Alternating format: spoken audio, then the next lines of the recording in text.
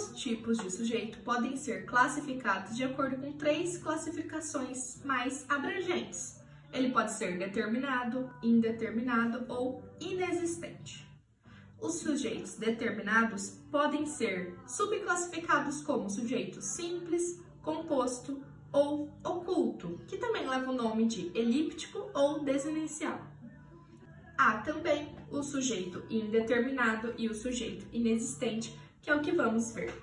É importante dizer que as orações podem ser divididas em sintagmas, e cada sintagma, seja ele verbal ou nominal, possui um único termo central que a gente chama de núcleo. E ao núcleo podem ser associados ou subordinados outros termos.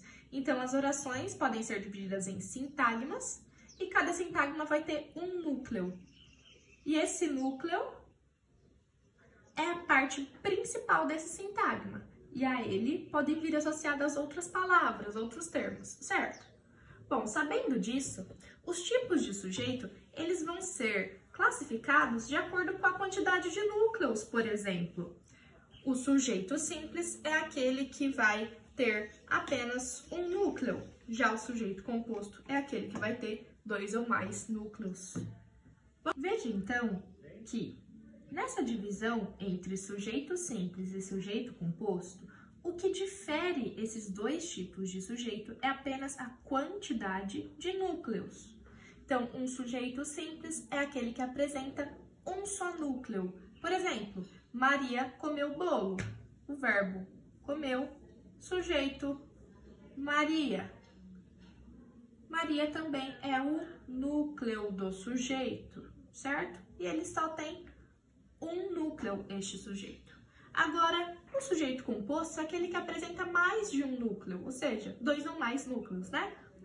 Olha aqui nessa oração, José e Maria nadaram.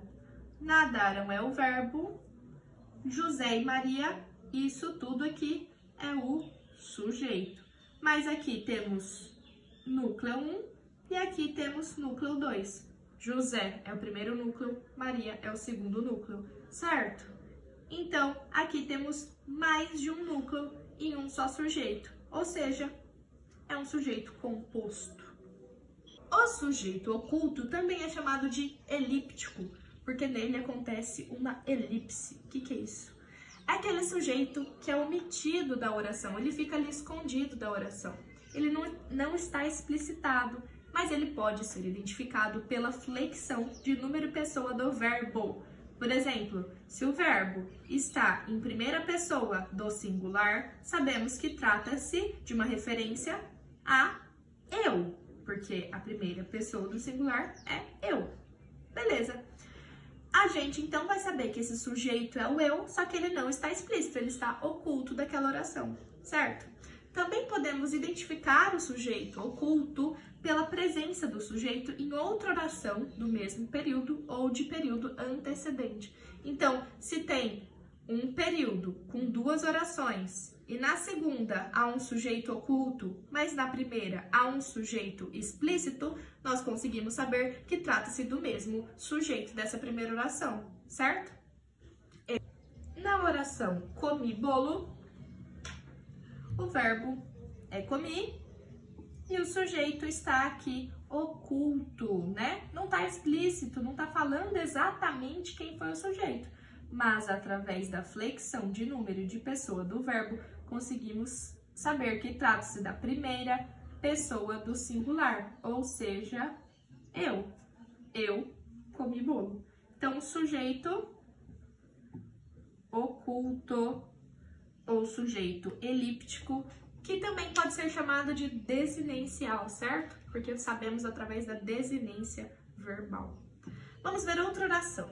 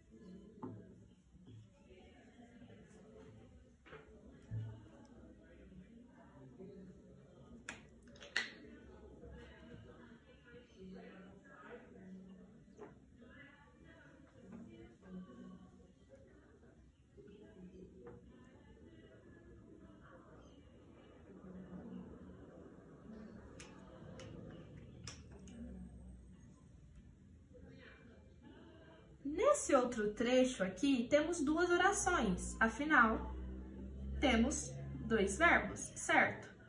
Vamos analisar a primeira oração. Elas são alegres, verbo são, sujeito, elas, né? Um sujeito simples, porque tem apenas um núcleo, certinho? Agora, em outra oração, ó, correm sorrindo.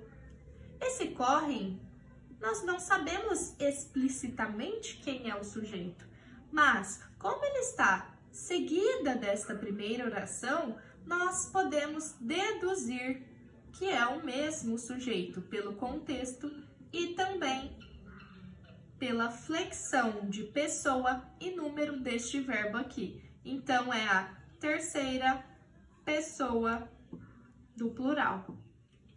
Elas, certo?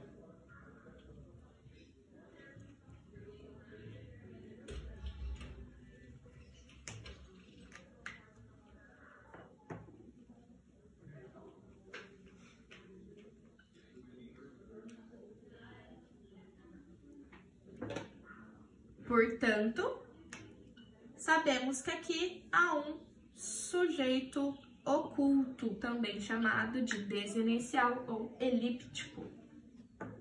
Sujeito determinado é aquele que está expresso na oração, ou seja, que está claro ali.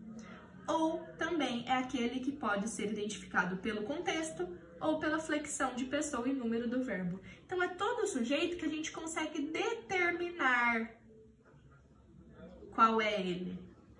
Já o sujeito indeterminado é aquele que a gente não vai conseguir determinar, ou seja, é aquele que a gente não consegue identificar na oração nem no contexto do enunciado. É aquele que a gente não consegue saber qual é o sujeito. Ele realmente não dá pistas, não tem nenhuma informação sobre quem é esse sujeito. Dois exemplos aqui, olha lá. Primeira oração é um exemplo de sujeito determinado. O verbo é nadei. O sujeito não está explícito na oração, mas nós conseguimos encontrá-lo através da flexão de pessoa e número aqui desse verbo. Seria o eu, que é um sujeito oculto, ou elíptico, ou desinicial. São os três nomes que a gente dá para esse sujeito.